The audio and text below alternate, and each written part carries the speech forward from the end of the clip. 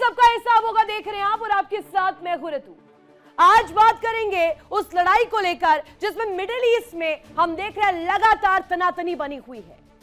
ये जंग है शिया बनाम सुन्नी मुसलमान। सन 632 और अब 2026 यानी तकरीबन 1400 साल होने को है, लेकिन खलीफा की लड़ाई खत्म नहीं हुई है, बल्कि अब तो महायुद्ध तक पहुंच चुकी है। 632 ईस्वी में पैगंबर मोहम्मद के निधन के बाद खलीफा यानी कि उत्तराधिकारी के चुनाव को लेकर शुरू हुए मतभेद के बाद अब करबला के मैदान की जंग ने इस खाई को इतना गहरा कर दिया है कि तकरीबन 1400 सालों में भी इसे भरा नहीं जा सका। खाई भरने की बात तो छोड़ दीजिए, हालात यह है कि इस गहरी खाई में पूरा पश्चिम एशिया सर्वनाश तक पहुंच गया। शिया सुन्नी के इस विवाद का समाधान होता नहीं दिख रहा है, और खास तौर पर कहा जा रहा है कि जिस तरह इजराइल अमेरिका ईरान को मिटा देने पर आमादा है, और पलटवार में ईरान, सऊदी अरब, यूएई, बहरीन, ओमान, कतर सभी को निशाना बना रहा है। वो निश्चित रूप से पश्चिम एशिया में सब कुछ खात्मे की राह पर है। कहा तो यहां तक जा रहा है कि अमेरिका इजराइल के ईरान पर हमले के पीछे सऊदी अरब का बड़ा रोल है।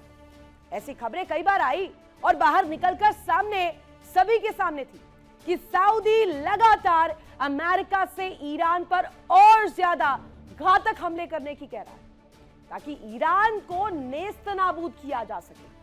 लेकिन इस बीच बात साफ है, पूरे पश्चिम एशिया का रहनुमा बनने की सऊदी और ईरान की तमन्ना में सब कुछ खाक हो जा रहा है, और आने वाले दिनों में इसका कोई समाधान निकलता हुआ भी दिखाई नहीं दे रहा है।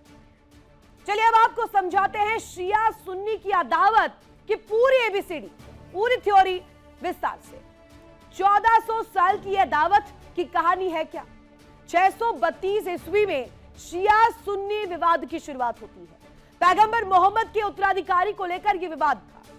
सुन्नी मत वाले अबू बकर को खलीफा बनाना चाहते थे, और शिया मत वाले पैगंबर के दामाद हजरत अली के पक्ष में थे, और यह राजनीतिक और हिंसक संघर्ष में बदल गया वैचारिक मतभेद।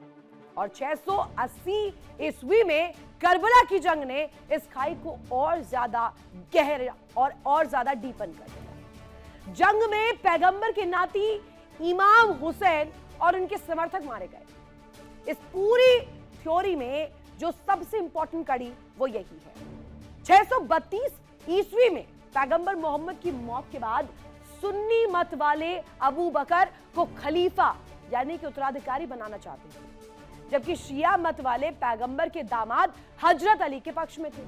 पहले तो ये मतभेद सिर्फ वैचारिक थे, लेकिन धीरे धीरे ये सियासी और हिंसक संघर्ष में तब्दील हो गए। 680 ईस्वी में करबला के मैदान में भयंकर जंग हुई, और इस जंग में पैगंबर के नाती इमाम हुसैन और उनके समर्थक मारे गए। और इस जंग के अगर कहा जाए इसका रेपरकशन, इस जंग ने शिया सुन्नी के बीच ऐसी गहरी खाई पैदा कर दी जो दिन ब दिन और ज्यादा गहरी होती जा रही है।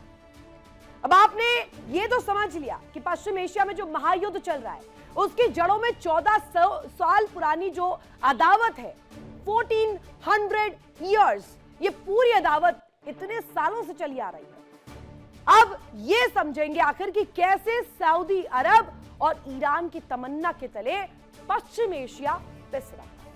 कैसे समझिए, सऊदी अरब का अभिमान अकड़ में इस वक्त ईरान। क्यों?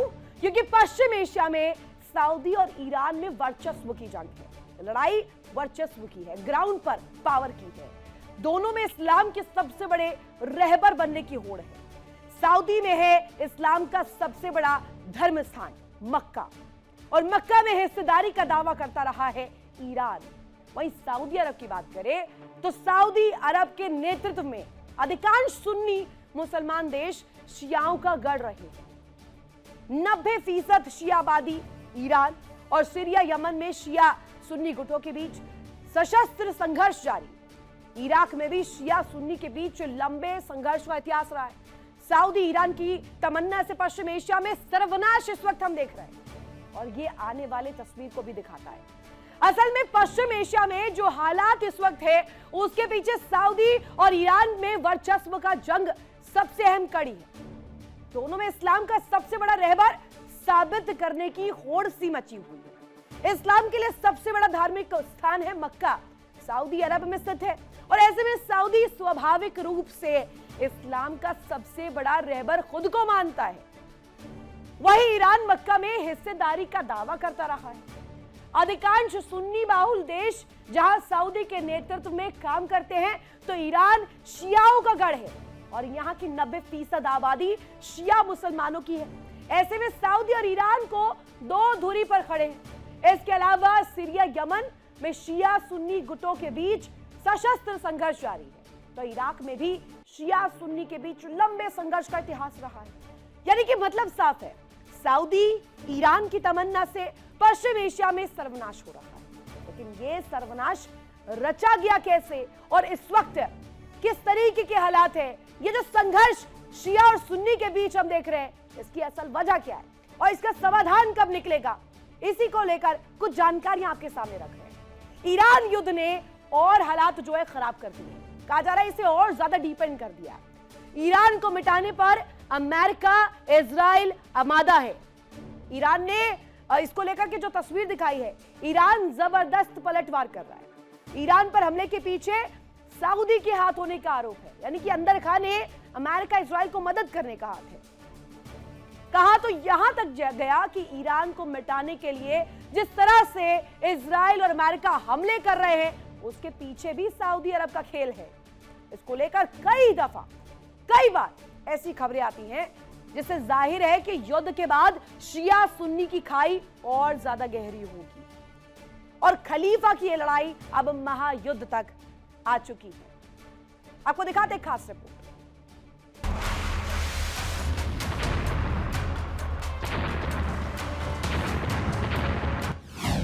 खलीफा की लड़ाई महायुद्ध तक आई।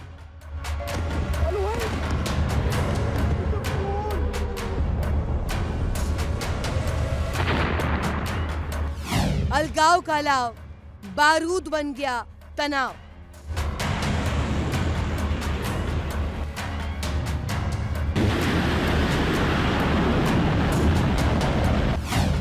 शिया सुन्नी का पाश, पश्चिम एशिया में सर्वनाश।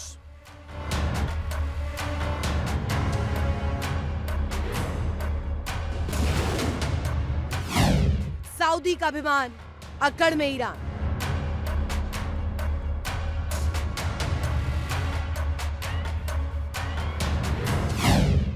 वेस्ट एशिया में शिया वर्सेस सुन्नी मुसलमान।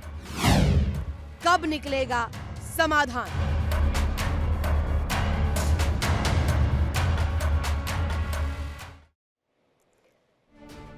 तो ये खास रिपोर्ट आपने देखी कि कैसे सऊदी का एक तरफ अभिमान और दूसरी तरफ ये लड़ाई, और तीसरी तरफ अब एक नया मोर्चा जिसमें कहा जा रहा है इजराइल, अमेरिका और ईरान। अब सामने संघर्ष की तस्वीर तो हम देख ही रहे हैं। ऐसे में आज का सबसे बड़ा सवाल यही है कि पश्चिम एशिया में शिया सुन्नी के विवाद का क्या कोई समाधान है, और है तो कैसे और कब निकलेगा यह समाधान? क्या यह लड़ाई जो गहराई हुई है, ये लड़ाई आगे कहीं इसका कोई नतीजा रहेगा, और नतीजा रहा तो नतीजा कैसे होगा? शिया वर्सेस सुन्नी मुसलमान कब निकलेगा इसका समाधान? अब आखिर इसको लेकर तस्वीर क्या है, चर्चा कर लेते हैं। खास मेहमान मेरे साथ कनेक्ट हैं डॉक्टर एच.एस. रावत, हिंदू धर्मगुरु, संजीव श्रीवास्तव, विदेश मामलों के जानकार हमारे साथ कनेक्ट हैं, और साथ ही साथ हाजी नाजिम खान जुड़ेंगे अभी से कुछ ही देर में हमारे साथ। अब्बास रिजवी जी, प्रदेश महासचिव, ऑल इंडिया शिया पर्सनल लॉ बोर्ड के हमारे साथ कनेक्ट है। मौलाना नाजिम अशरफी, मुस्लिम स्कॉलर। आलोक पांडे, राजनीतिक विश्लेषक, मेरे साथ स्टूडियो से कनेक्ट है। और इमरान खोकर भी आपको स्क्रीन पर नजर आ रहे होंगे, मुस्लिम स्कॉलर है, वो भी अपना पक्ष रखेंगे।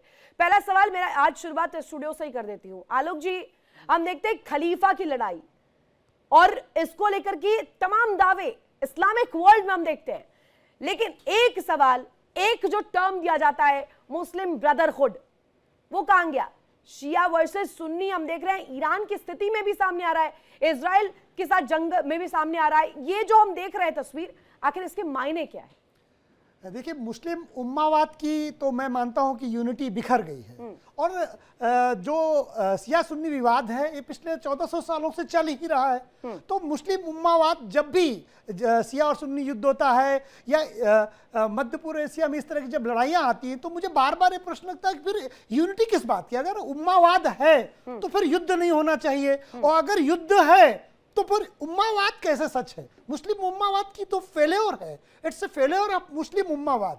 तो इसलिए जैसा आपका एक प्रश्न और है कि ये युद्ध कब खत्म होगा, ये लड़ाई कब खत्म होगी? जब 1400 सालों से खत्म नहीं हुई तो आगे आने वाले समय में भी मुझे नहीं लगता कि कोई भी लड़ाई जो यहां पर चल रही है उसका कोई खात्मा होगा। खात्मा तभी होगा जब शिया सुन्नी के बीच का जो चिंतन है, जो सोच है, जो मतभेद है, वो मतभेद खत्म हो। लेकिन मुझे 1400 सालों में ऐसा कोई वाकया दिखता ही नहीं है जहां शिया सुन्नी के मध्य मतभेद खत्म होता हुआ दिखाई दे। दूसरी बात, ये लड़ाई केवल धार्मिक ही नहीं है, ये लड़ाई आर्थिक भी है, ये लड़ाई नेतृत्व की भी है। ये लड़ाई केवल शिया सुन्नी तक हम सिंपल नहीं कर सकते। ये लड़ाई है कि मुस्लिम वर्ल्ड का नेतृत्व कौन करेगा? क्या सऊदी अरब नेतृत्व करेगा या ईरान नेतृत्व करेगा? तो इसलिए ईरान और सऊदी अरब की वर्चस्व की लड़ाई में पूरा जो मध्य पूर्व एशिया है वो झुलस रहा है। उसमें अमेरिका और चीन और रशिया जैसी ताकतें, इजराइल जैसी ताकतें समय समय पर हस्तक्षेप करते हैं और वो भी अपना वर्चस्व बनाने की कोशिश करते हैं। देखिए इंडिया डेली 24/7 अब आपकी स्मार्ट टीवी पर।